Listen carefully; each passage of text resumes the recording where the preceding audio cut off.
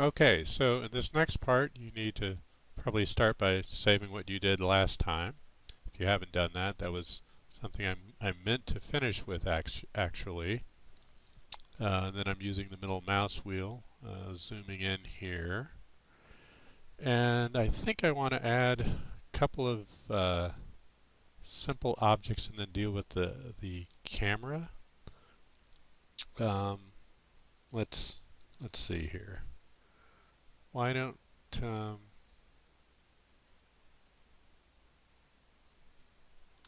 we put in, well, I mean, like mid-ground, not really foreground objects, kind of in the background.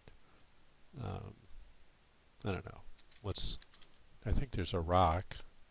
Add animation. There could be some grass.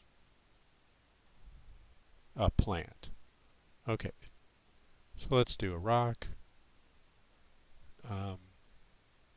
You could actually just do this as scenery. I didn't think about this, but why not? It's sort of more compact. And you could have multiple things in the scenery.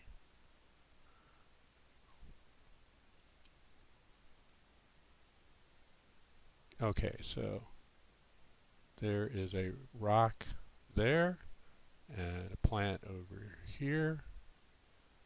We're going to this animation, and you can also control click to put one there.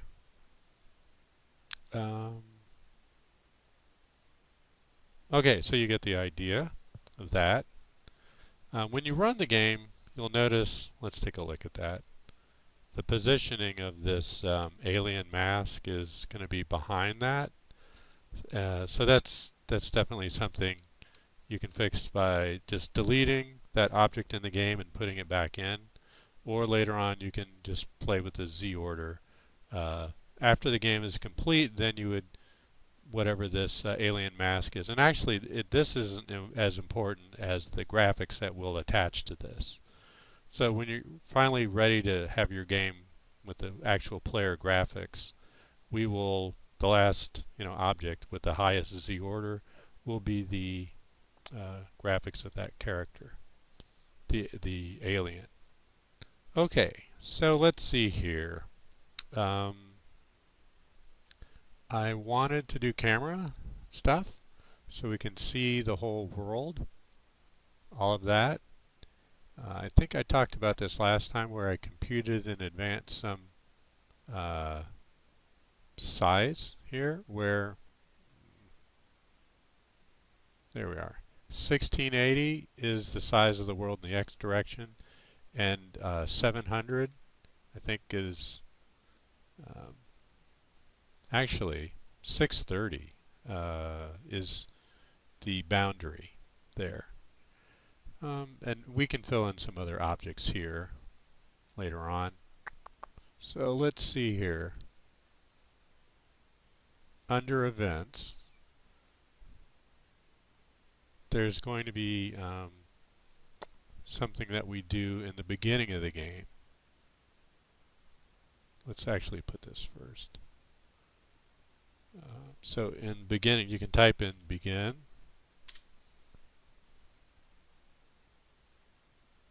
And then we're going to look for this camera thing. I think it's CAM.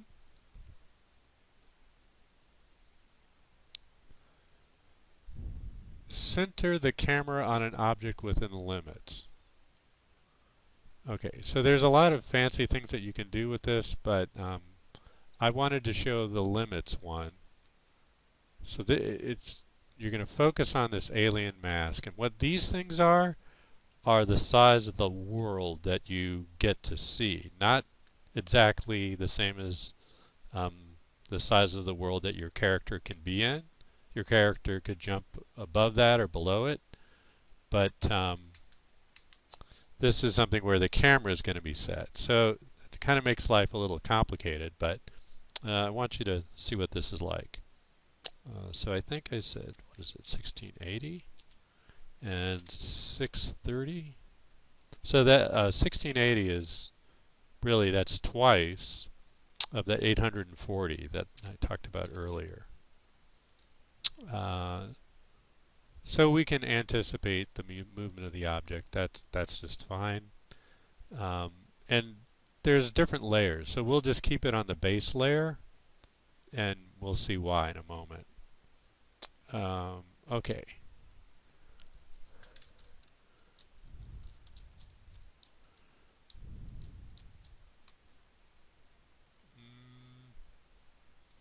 Did I not do this right? Oh, I think I need to do that every step of the game.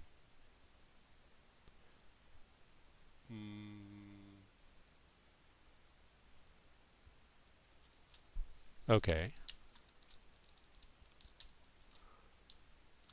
Alright, so that means if you have no condition, it goes every single time. And so this part of the game has to be created over here. Sure, but then it stops. And when it stops, you cannot actually see this whole wall over here.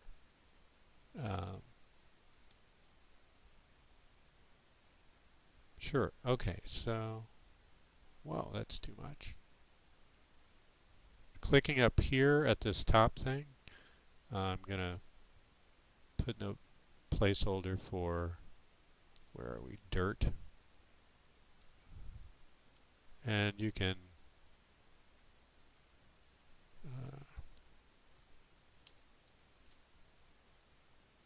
I guess it's control click.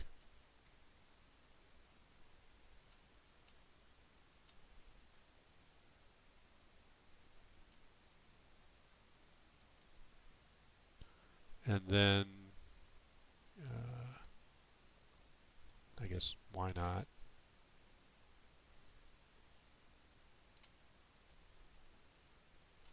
Do something else later. With this one, I think we'll put 1. And then over here, if you see, I'll put 2. There we are. This is just for testing over here. And now, I mean, I don't really need to test this. This will just make it easier to put other things in. So I want to do coins and scores. So I'm going to put a couple of things here. Animation 1. Yeah, so for coins, there could be several coin objects here. But why don't we just keep it simple and have one coin object with, let's see, the first one is bronze. That's index 0, animation 0.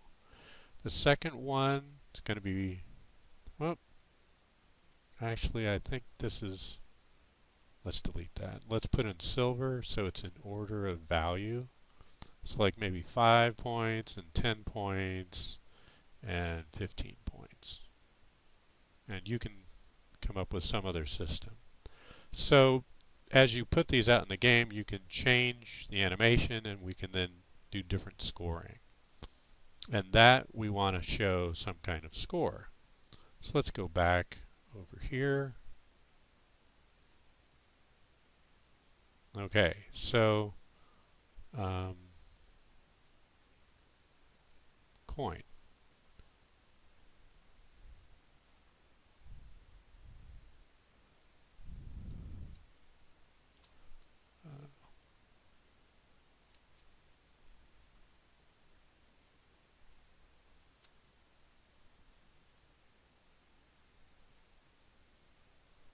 How about that?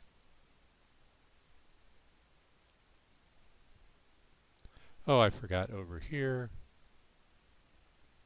I probably need to make this, that will be bronze, this will be silver, and then this one will be gold.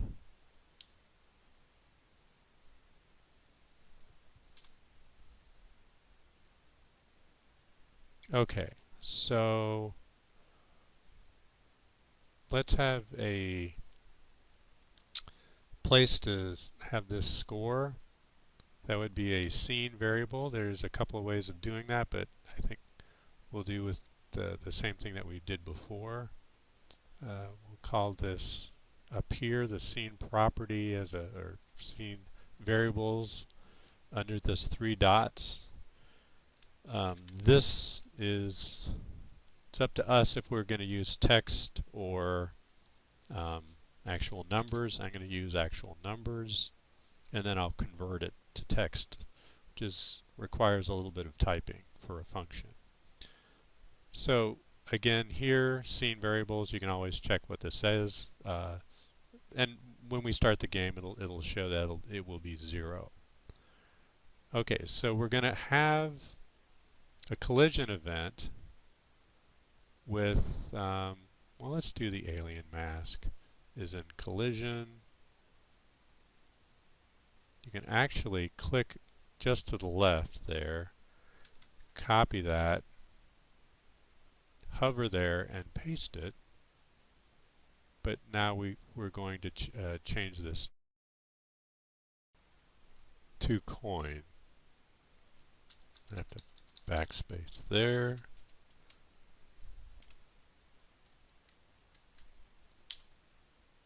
Okay, so if the alien mask is in collision with the coin, and it's going to be smart, it's going to know that you are colliding with a specific coin, and when you do this, it will know which one you're referring to.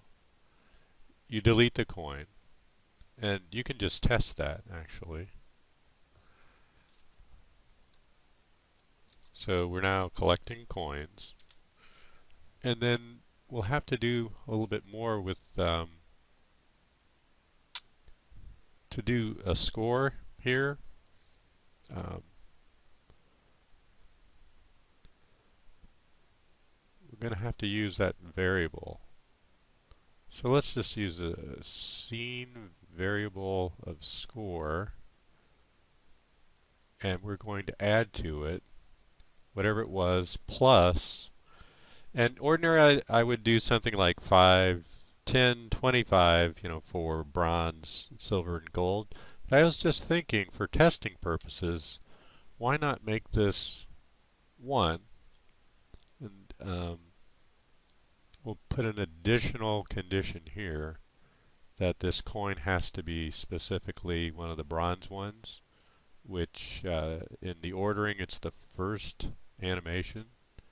So if that animation equals 0, or really it's a set of images and there's only one images, bronze is 0, that's going to add 1. And you'll see here, I'm going to copy that and paste it with Control V or Command V on the Mac. Change that and change that. So this is not over here. This is something that I'm going to do that for testing purposes. And over here. So that way you could collect several different coins of different types, and they ought to all add up, where you can still distinguish the number of bronze coins, silver, and gold. And we will display that now. I'm feeling like, before we do any more, why don't we group all of these things together under, what will we call it? Coins and score.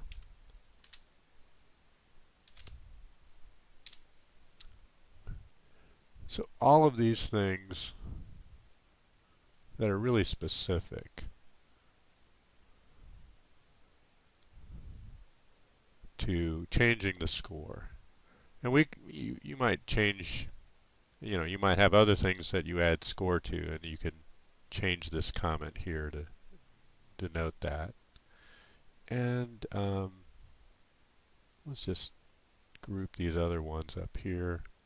How about we'll say main and put that up here. Why not use a capital M? Sure.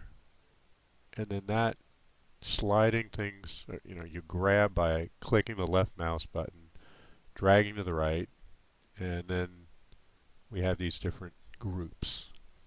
So I need to have some kind of text that at the end of all of these calculations, I'm going to show what is the current score in its own text object. So we're going to create, let's get rid of this, get rid of this.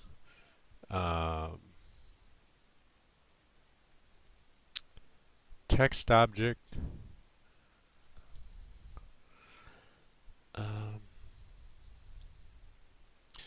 You could call it score display.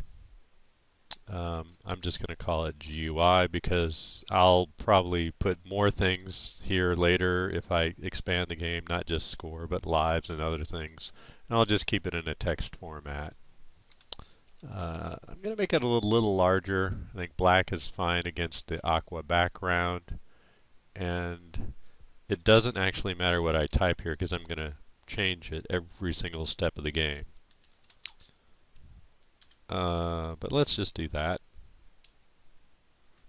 Why not? And put it in the game, and I'll show you there's going to be a problem with it.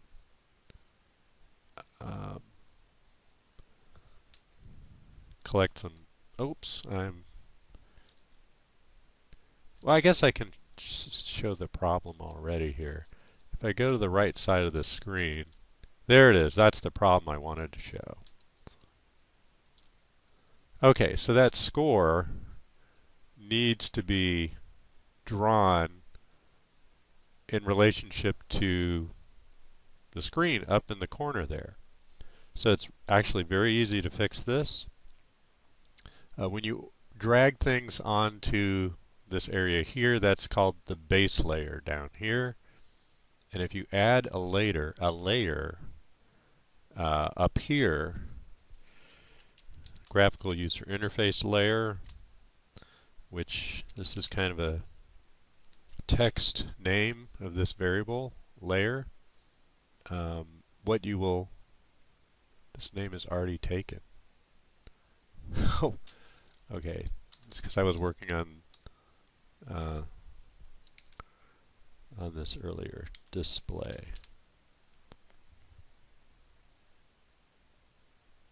Let's save this. Okay, GUI display. So graphical user interface. If I click on this, you'll see it says base layer. And what these blue eyeballs are, you can see one layer at a time. You can see the GUI display layer, and you can go over here to this. I still have the object, which is in this upper left corner, and change where it is. And so this layer, called the GUI display layer, doesn't move around when this event over here, under main, center the camera on the alien mask, that is, double click on that. That's by default going to do the base layer. Really, I would have preferred to type in base layer, but they just said, hey, by base layer if empty, so I kept it empty. So that means you can have two games on top of one another. One is in front, which is on top here, and you can, I think, change the order of these as well. But the idea is if you click on that eye and that eye, you don't see the score anymore. You're just seeing the base layer and all of the game objects that are there. So obviously we're going to put both of these into the same game, but technically speaking, you could draw one set of things on one layer, a whole different set of things on another, and there's some indie games who play on that kind of notion. Okay, so the score change stuff is the last thing I'll do here. Why not have no condition here? Go over to the action, and we're going to click on this text object here and change. It says modify the text. Change what it says. So every step, use a double quote, which is shift, and where the single quote is, it'll doing the shift that will give you double quotes. I'll put a little space there, and let's see here. We have to get at the variable, and there will be this conversion thing. I typed in VA, and you get variable string, which means takes a variable, whether it's a string or text, and it turns it into string.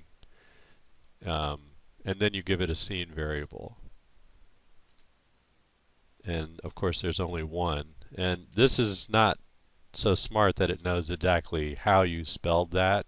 So you have to spell this score variable exactly right there. Okay, so score concatenated with, that's what this is interpreted as. And the word string means a sequence of typed in characters from the keyboard. And so that will start out at 0. I'm going to go ahead and save it. And let's hopefully, oh, I ran my game in the mode. This is what it's supposed to do. I ran my game in the mode where I hid the GUI layer. Each of these layers can be shown or hidden while you're running the game. So that can be great for, like a heads-up display is another kind of typical passive user interface. So you have to display all the layers that you want to see. Now I have this score 10101, which is one of each type of coin, and you can put out more coins. And what's really cool is if I jump over here and jump over here, okay, then I start the game over. But you know, you see that the score stays in place, and that is awesome. I mean, that's really what I'm looking to do here.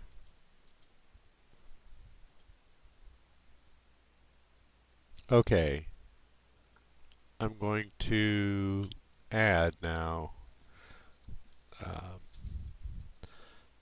a little arrow sprite, or two of them actually. One for pointing to the left and another to the point for the right. Let's see here.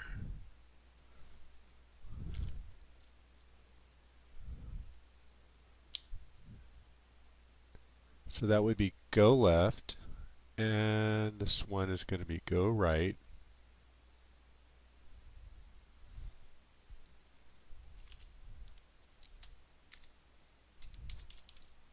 You could probably do a lot of things with this. Whoops, edit object. One thing at a time here. Go right would be this one down here. So I'm not actually going to display these, but I'm going to use them to mark the, I guess, boundaries of, grab this,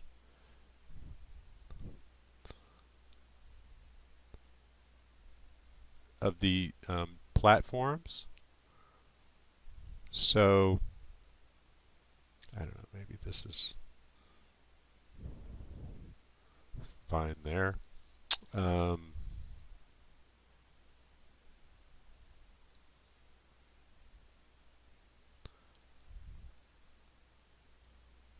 So my logic is when the platform is the second index. Let's go back to this bridge. This moving platform, bridge animation 1, let's say that one's going to be moving, this one is not going to be moving, and it's rather than using like a behavior, I'm going to make it such that the level design people, if that's somebody else, can move these around and adjust that a lot easier than taking out a calculator and figuring out how many pixels to go and where does it start and where does it stop. So let's say it's going to go to the right to begin with, unless it's in collision with one of these things. Um, I could just put another one over here to prove that. Let's say this one, animation 1. This one is going to be going immediately to the left and back to the right. So this one will be going to the right and then the left, and then this one in the middle by default, I guess let's just do that going to the right.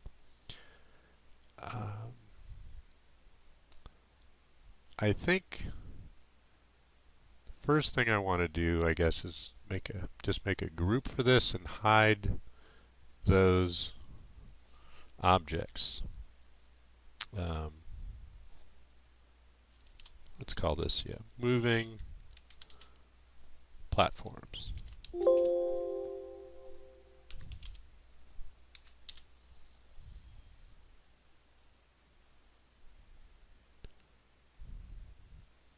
So at the beginning of the scene,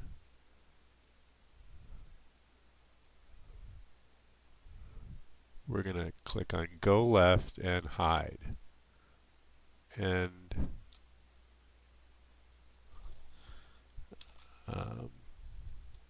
same thing for this one, except we're going to hide that one. So you can just test that much and see, yeah, those things are now hidden. And then by default, any kind of platform, or sorry, moving platform, which is a bridge and animation index 1. So down here, animation,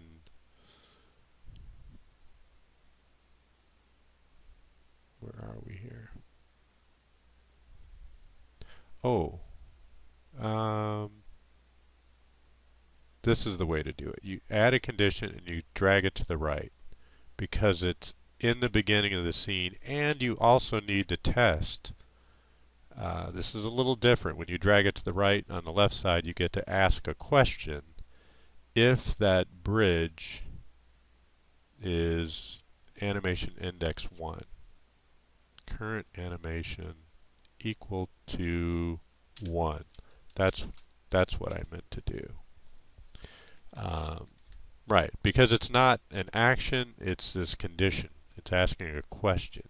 So of all the bridges, they're going to go iterate through them. Ones that have that animation of 1, it will know that that particular 1 is applies to this particular bit of code. So I click on bridge and add a force. There's a couple of ways to do this. It really is constant velocity as far as I know. So 0 degrees in this notation is to the right. And I'm going to guess some speed here of 120 maybe. You could use anywhere from, I don't know, 60 to 150 probably. Then it can get real fast.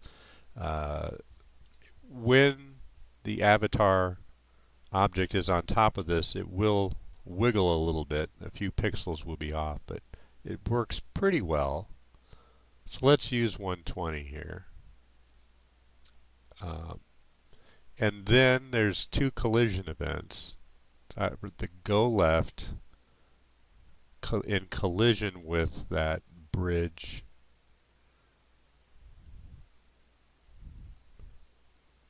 Wait, go left on here, collision with the bridge.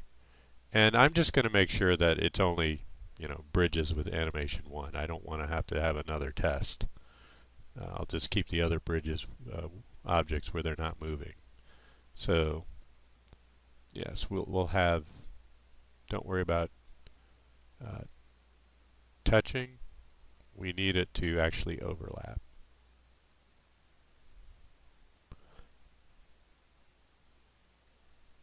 So I'm not going to need to test for bridge equals 1 because go left, and bridges will only collide if the bridge is one of these moving ones. I need to stop that bridge, and so this is right here. Bridge stop. And then I'm going to start it moving.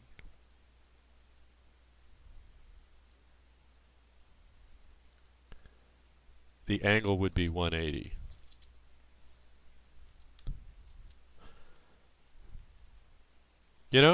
For test purposes, I'm going to just change the speed so you can see what that is. And this is going to be permanent. In the language of physics, it's no acceleration but constant velocity.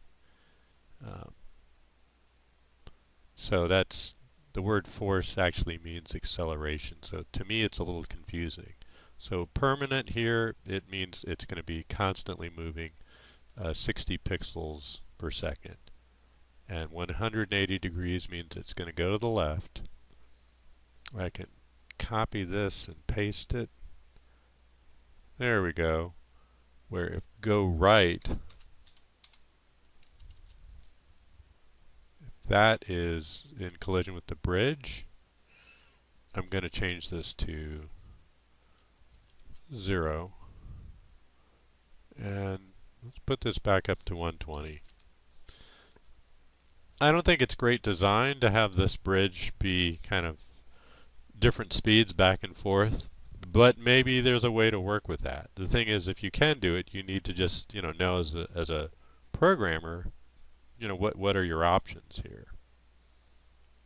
Okay, so all of these things need to be pushed or, clicked and dragged just one notch to the right. And there lies this kind of group of platform behavior. Be sure to save it. And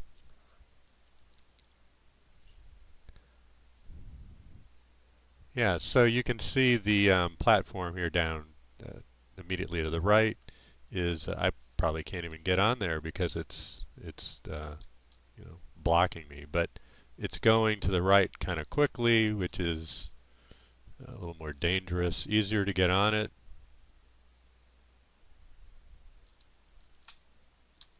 And I'm over here.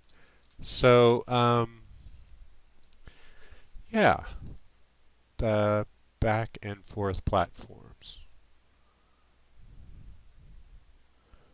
Okay, so let's add a couple of enemies. Make the first one just simple here. I forget the name of it. It's kind of a black insect thing. It's a fly. Sure. Okay, fly.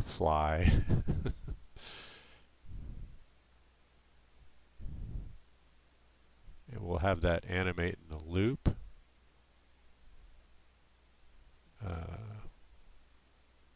Maybe try that.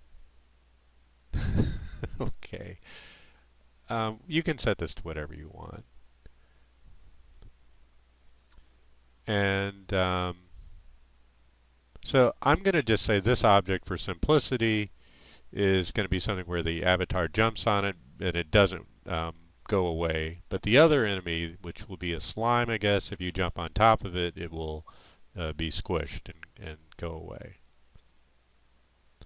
So I need to type in fly here.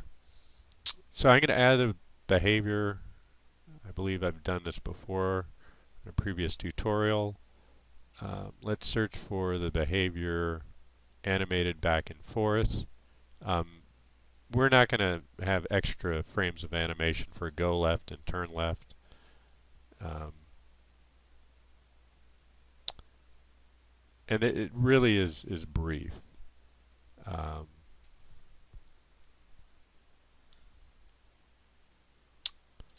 let's do something really small, and then later on you make it much more large for whatever you need. So the properties, um, I've already forgotten the turning left versus going left. Add a behavior here. Go left, turn left with capital letters. Okay, let's do that. Go left, turn left.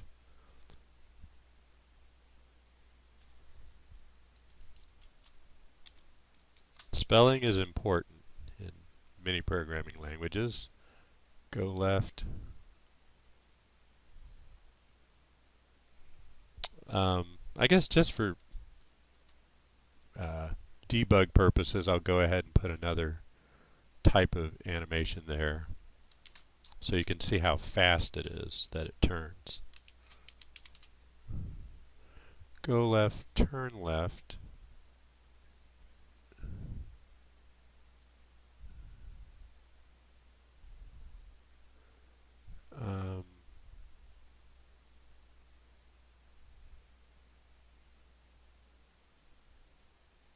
Put some code where, oh, how about a group?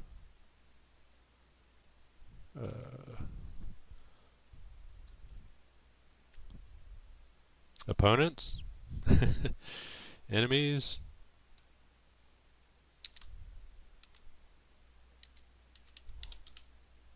Something like that. So if the alien mask is down here, collision with this new object, the fly, and we do want that way to keep things like a proper collision, then there's a lot of things you could do here. I'm going to just restart the scene, which is kind of extreme, but we can have more options the future for this. So we'll just restart that scene.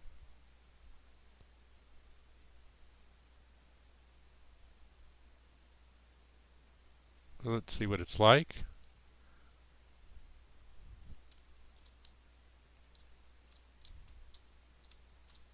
So you cannot jump on the fly.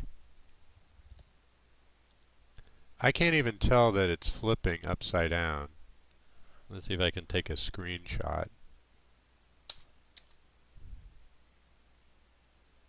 Yeah, for one frame, I'm supposed to see the flipped, I don't know, that flipped thing here. Go left, turn left. I'm curious here if, what if I do something totally different? Because I can't even see it change. Let's delete that. I know this is wrong on purpose. I'm putting it in there for turn left because I can't really see that. No, I go left, turn left. I have seen it before. It's maybe a funny timing issue. So let me go back over here.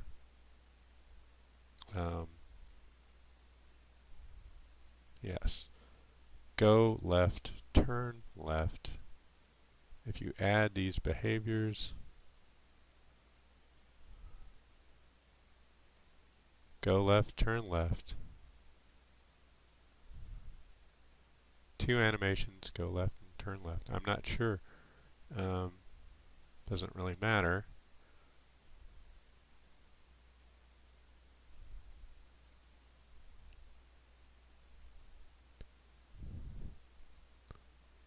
to try it without a loop to see if there's any change. Maybe that's more obvious.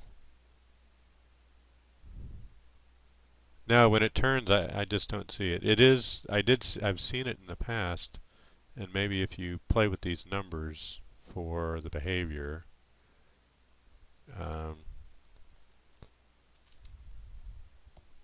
71. Let's see if that works. No. Yeah, there's something's wrong with that.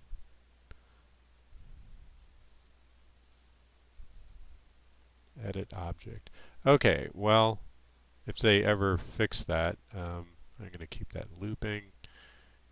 I'll just delete this. Yeah, so this is in beta. It does have some quirks, and all of the behaviors there are kind of community driven.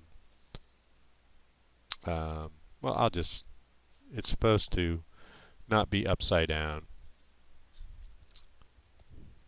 I'm sure that's fine. Okay, so the next enemy,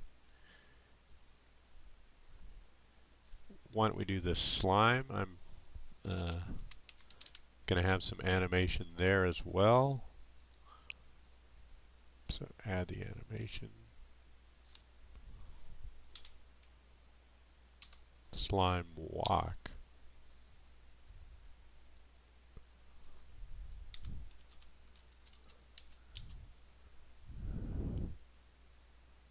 Oh, I need to do this in a loop.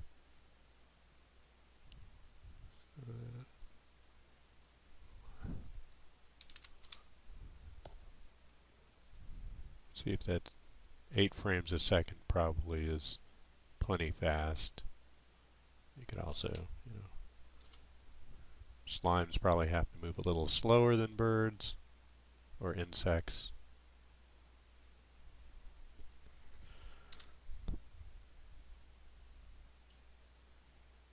Sure.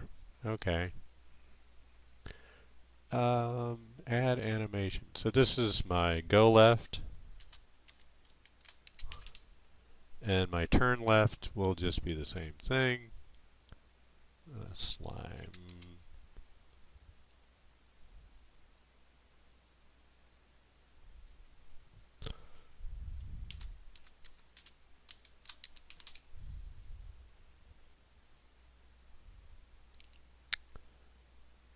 And why don't we do this one here?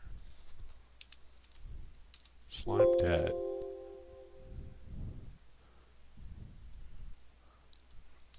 And we'll do it that way. Okay. Well, I mean, really, it's squash. Okay. So I'm going to check for squashed. If it's not squashed, then you can jump on this. So what do I mean by that? Well, let's take a look here. Put a slime here. Ooh, I'm going to have to turn this grid off. Show the grid.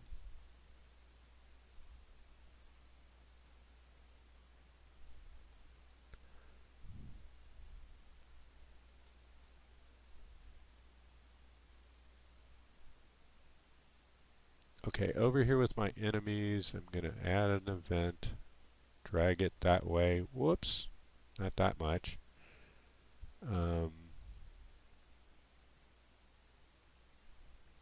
So if the alien mask is in collision with a slime, oh, I need it actually, I don't like that touching, I want that to actually be overlapped. And the slime, current animation name. So this is negative logic here. If it's not squashed, that's where you do this invert condition here.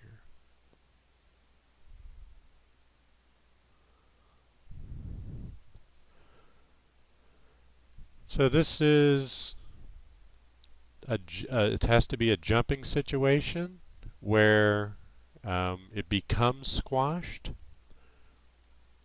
And so this is a little complicated here. We have two options: falling, and maybe you can be a little bit more sophisticated later, but just let's say if the alien mask is falling, that's enough to go over here and have that slime be squashed.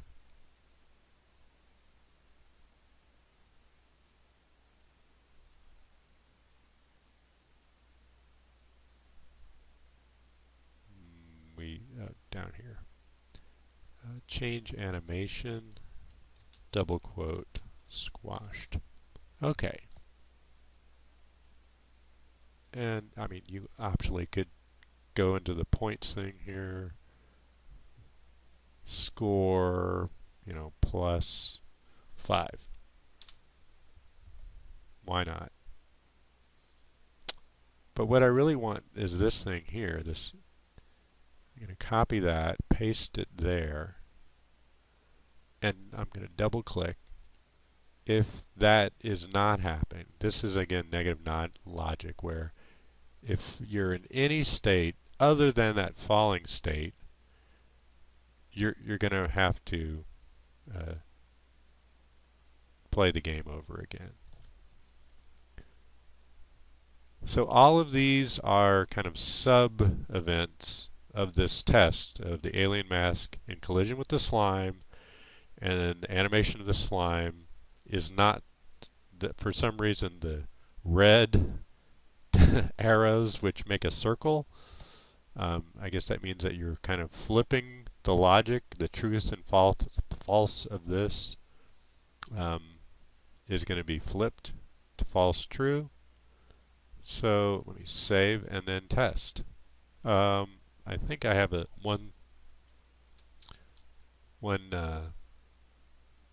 need to put animated behavior there, but let me just do this. That's going to be hard, isn't it? There it is. I squashed it. Wow. I squashed it and it's way up high. Let me restart the game.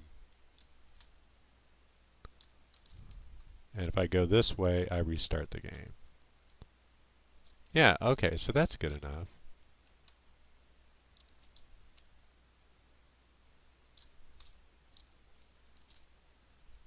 The funny thing is, if I'm really not in contact with it very much, I might be able to just get the edge of it. I mean, it would be nice to have additional logic.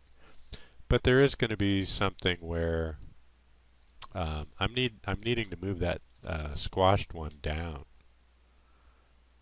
So I'm going to guess here.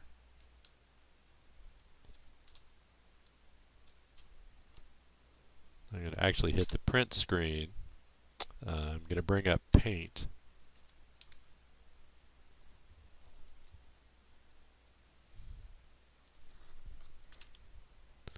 And then Control V. I think it's Command V on the Mac. I need to zoom in here.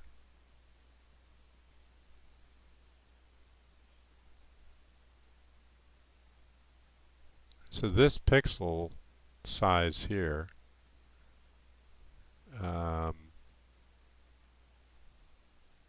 so let's call it 16 pixels. I need to move that slime down. And there's some other ways that you could try to give that slime gravity.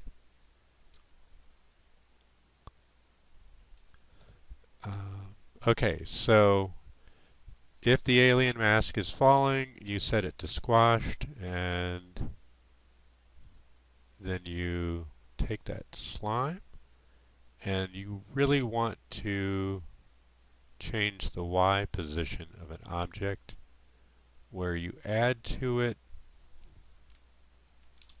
17. Let's try that. And maybe we'll put in another one here.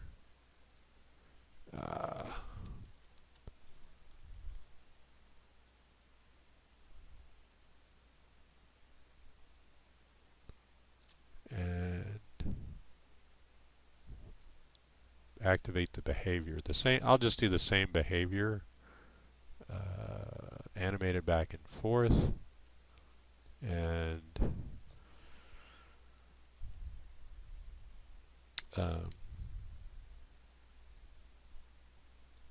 I don't know, 135. It really needs to be small for test purposes, and then later on you make it more real.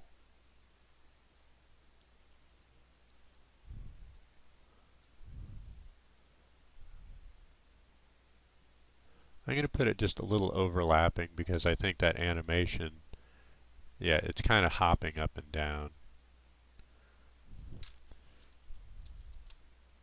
So I probably do want to have a better slime movement thing where it stays on the ground.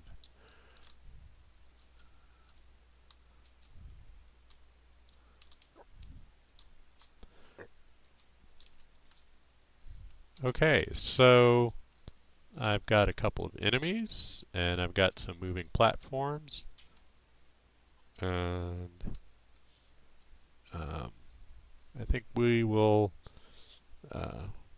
have some other things to do in the third part where the actual animation of the main character is there, and something about the exit, something cool. Okay, that's it for this part.